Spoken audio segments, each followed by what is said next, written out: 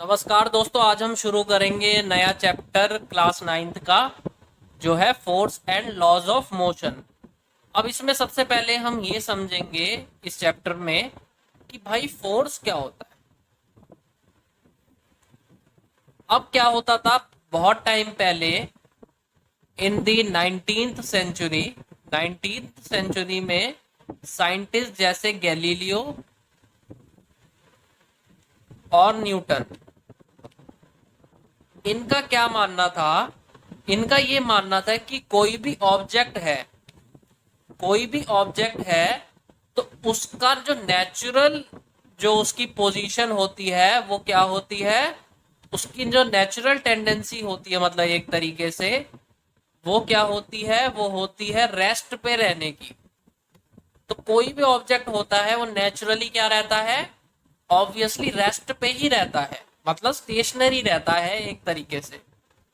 अब आप खुद भी जैसे डेली लाइफ में देखते हो, कोई भी ऑब्जेक्ट पड़ा हुआ है, मान लो ये बॉक्स पड़ा हुआ है, वुडन बॉक्स है, ये पड़ा हुआ है कहीं पे, ये ग्राउंड पे पड़ा हुआ है, मान लो ये वुडन बॉक्स। अब इसको कोई हिलाएगा डुलाएगा नहीं, तो ऑब्वियसली ये बॉक्स तो जो है ये रेस्ट पे ही रहेगा। तो ऑब्वियसली इसकी नेचुरल टेंडेंसी क्या है, वो रेस्ट पे रहने की है, मतलब नेचुरल स्टेट इसकी रेस्ट ही रहेगी, मतलब स्टेशनरी पोजीशन इसकी रहेगी। अब उसके बाद एक कंसेप्ट डेवलप हुआ, वो कंसेप्ट डेवलप हुआ किसका, वो डेवलप हुआ फोर्स का। अब फोर्स को क्या माना जाने लगा, फोर्स को एक ऐसी क्वांटिटी माना जाने लगा जो कि किसी भी ऑब्जेक्ट को जो रेस्ट पर है उसको मोशन में ला सकती है। मतलब कैसे, एग्जाम्पल मैं आपको बताता हूं।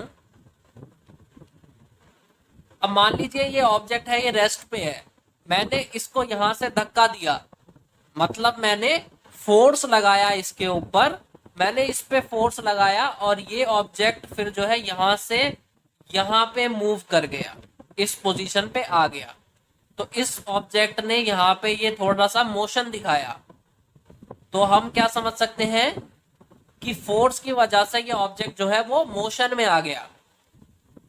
आप अपने डेली लाइफ में भी देखते हो कि आप किसी भी ऑब्जेक्ट को या तो पुश करते हो तो वो मोशन में आ जाता है, या पुल करते हो, यहां से उसको इस तरफ खींचोगे मतलब पुल करोगे तो वो इस तरफ मोशन में आ जाएगा।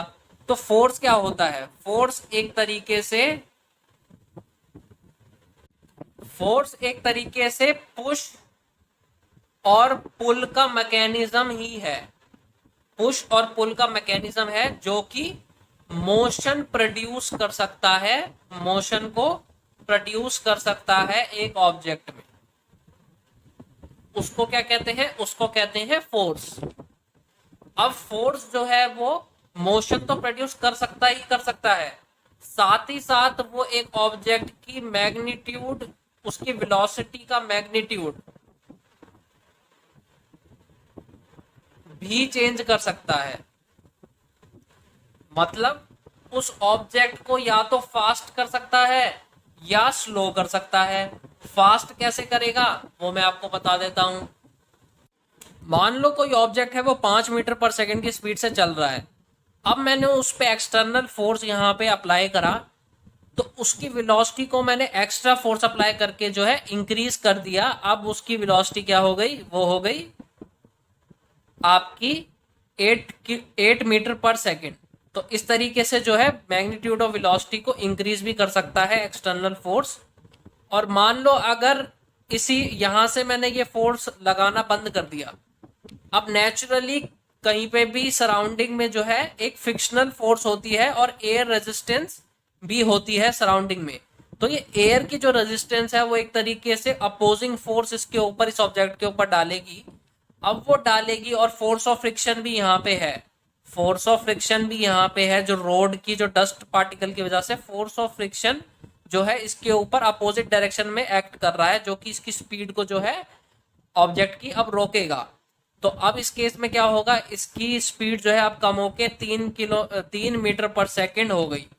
तो इस तरीके से जो फोर्स है वो किसी ऑब्जेक्ट की वेलोसिटी को कम भी कर सकता है। और फोर्स ऑफ फ्रिक्शन जो है वो भी एक तरीके का फोर्स ही है, जो कि हमेशा एक ऑब्जेक्ट की स्पीड को कम करता है। तो ये आप पॉइंट याद रखना। हम फोर्स से जो है मैग्नीट्यूड ऑफ वेलोसिटी को जो है चेंज कर सकते हैं, मतलब ऑब्जेक्ट को फास्ट या स्लो कर सकते हैं, और साथ ही साथ हम जो है ऑब्जेक्ट की डायरेक्शन को भी चेंज कर सकते हैं। ऑब्जेक्ट की डायरेक्शन को भी हम चेंज कर सकते हैं। तो ये दो पॉइंट हैं जो फोर्स जिस काम में यूज होता है, मतलब एक ऑब्जेक्ट की डायरेक्शन को चेंज करने में, और मैग्नीट्यूड ऑफ वेलोसिटी को जो है उसको चेंज करने में, मतलब किसी ऑब्जेक्ट को फास्ट या स्लो करने में जो है फोर्स यूज होता है।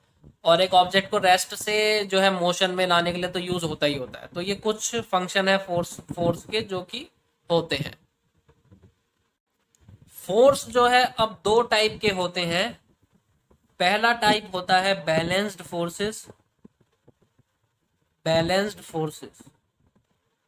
और दूसरा टाइप होता है अनबैलेंस्ड फोर्सेस। फोर्स जो है वो दो तरीके के होते हैं, बैलेंस्ड फोर्सेस और अनबैलेंस्ड फोर्सेस। तो सबसे पहले अब हम ये जान लेते हैं कि बैलेंस्ड फोर्सेस क्या होते हैं। बैलेंस्ड फोर्सेस क्या होते हैं वो मैं आपको एक एग्जांपल देके समझाता हूं। मान लो एक वुडन ब्लॉक रखा है ग्राउंड पर, और इसको जो है यहां से एक आदमी जो है वो पुश कर रहा है, मतलब इधर से एक्सटर्नल फोर्स लगा रहा है इस ब्लॉक को मूव करने के लिए। अब वो जो फोर्स लगा रहा है, एक्सटर्नल फोर्स जो यहां से वो लगा रहा है इस वुडन ब्लॉक के ऊपर, ये एक्सटर्नल फोर्स जो है उतना सफिशिएंट नहीं पड़ रहा है कि वो जो यहाँ पे फोर्स ऑफ फ्रिक्शन है, क्योंकि ये ग्राउंड है, ग्राउंड में डस्ट और सारी चीजें होंगी, रफ ग्राउंड होगा, तो यहाँ पे जो है फोर्स ऑफ फ्रिक्शन भी लगेगा। फोर्स ऑफ फ्रिक्शन तो हमेशा लगेगा, ये बात याद रखना, क्योंकि नेचर में फोर्स ऑफ फ्रिक्शन हमेशा प्रेजेंट होता है। कोई भी सरफेस जो है आइडल सरफेस नहीं होता है। तो फोर्स ऑफ फ्रिक्शन तो हर किसी सरफेस में लगेगा ही लगेगा नेचुरल एनवायरनमेंट में। और एयर रेजिस्टेंस भी है, अब एयर तो भाई होगी ही होगी। तो एयर रेजिस्टेंस और फोर्स ऑफ फ्रिक्शन, ये दो फोर्सेस भी यहाँ पे अपोजिट डायरेक्शन में लग रही हैं। तो इन दो फोर्सेस जो है वो इतनी ज्यादा हैं, मान लो ये दो फोर्सेस जो है वो फोर्स को जो है न्यूटन के फॉर्म में हम मेजर करते हैं। न्यूटन जो है एसआई यूनिट होती है फोर्स की। मान लो ये जो फोर्स लग रहा है ये लग रहा है 10 न्यूटन का। एयर रेजिस्टेंस और फोर्स ऑफ फ्रिक्शन जो है 10 न्यूटन का फोर्स इस अपोजिट डायरेक्शन में लगा रहे हैं। अब ये जो आदमी है वो यहाँ पे एक्सटर्नल फोर्स लगा रहा है 8 न्यूटन, या मान लो 8 न्यूटन लगा रहा है, या मान लो 10 न्यूटन लगा रहा है। अब वो तो भाई 10 न्यूटन ही लगा रहा है ना, 8 न्यूटन या 10 न्यूटन से कम लगाएगा तो फिर तो तब भी नहीं हिला पाएगा, और 10 न्यूटन लगाएगा मतलब इसी के इक्वल लगा देगा जो फोर्स ऑफ फ्रिक्शन और एयर रेजिस्टेंस है। और ये जो आदमी है यहाँ पे, वो यहाँ पे एक्सटर्नल फोर्स ये जो इस डायरेक्शन में लगा रहा है वो लगा रहा है, वो भी 10 न्यूटन ही फोर्स लगा रहा है। तो इस वजह से तो इसमें क्या हो जाएगा, यहाँ पे भी 10 न्यूटन लग रहा है और अपोजिट डायरेक्शन में भी एयर रेजिस्टेंस और फोर्स ऑफ फ्रिक्शन जो है वो भी 10 न्यूटन लगा रहे हैं। तो अब नेट रिजल्ट क्या मिलेगा कि भाई ऑब्जेक्ट जो ये वुडन ब्लॉक है, ये वुडन ब्लॉक तो रेस्ट पर ही रहेगा, अपनी जगह से क्यों हिलेगा। जब दोनों ही तरफ से एक इक्वल फोर्सेस लग रहे हैं तो वो तो एक ही रेस्ट पोजीशन पे ही रहेगा, वो अपना पोजीशन तो चेंज करेगा ही नहीं। तो ऐसे फोर्सेस को क्या कहा जाएगा, इन फोर्सेस को कहा जाएगा बैलेंस्ड फोर्सेस। मतलब ये एक्सटर्नल फोर्स जो इस आदमी ने लगाया और ये एयर रेजिस्टेंस और फोर्स ऑफ फ्रिक्शन, इन सारे फोर्सेस को कंबाइन होके क्या कह दिया जाएगा, बैलेंस्ड फोर्सेस। क्यों, क्योंकि ये फोर्सेस जो हैं इक्वली एक ऑब्जेक्ट पे लग रहे हैं, और नेट रिजल्ट इसका क्या मिल रहा है कि ऑब्जेक्ट जो है वो मोशन शो नहीं कर रहा है। तो बैलेंस्ड फोर्सेस वो फोर्सेस होते हैं जिसमें ऑब्जेक्ट जो है मोशन को शो नहीं करता है, वो रेस्ट पर ही रहता है। तो ऐसे फोर्सेस को बैलेंस्ड फोर्सेस कहा जाता है। आई होप आपको ये बात क्लियर हो गई होगी। अब हम सेकेंड टाइप ऑफ फोर्स को समझ लेते हैं जिसको कहते हैं अनबैलेंस्ड फोर्सेस।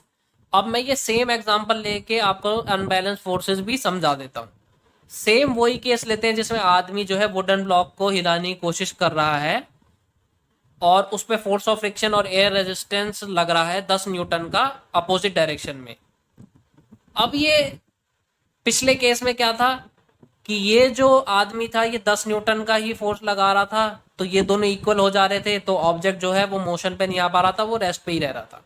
पर इस केस में क्या हो जाएगा, ये आदमी जो है वो एक्सटर्नल फोर्स लगाएगा greater than force of friction और एयर रेजिस्टेंस। मतलब यहाँ पे ये आदमी जो है, अगर यहाँ पे 10 न्यूटन का ये टोटल फोर्स लग रहा है अपोजिट डायरेक्शन में, तो यहाँ ये बंदा 11 न्यूटन या 12 न्यूटन का फोर्स लगाएगा और फिर ये ऑब्जेक्ट जो है वो इस डायरेक्शन में मूव करना शुरू कर देगा, इस डायरेक्शन में मोशन दिखाएगा। तो मतलब ये ऑब्जेक्ट जो है अब मूव करना शुरू कर देगा। तो फाइनली जो है अब हमें ऑब्जेक्ट में मोशन दिखना शुरू हो जाएगा। तो कोई भी ऐसे फोर्सेस जब वो एक्ट करते हैं तो उनका नेट रिजल्ट अगर मोशन दिखाए तो उनको क्या कहा जाता है, उनको कहा जाता है अनबैलेंस्ड फोर्सेस। और अनबैलेंस्ड फोर्सेस ही जो है वो मोशन के लिए जो है जिम्मेदार होते हैं नेचर में।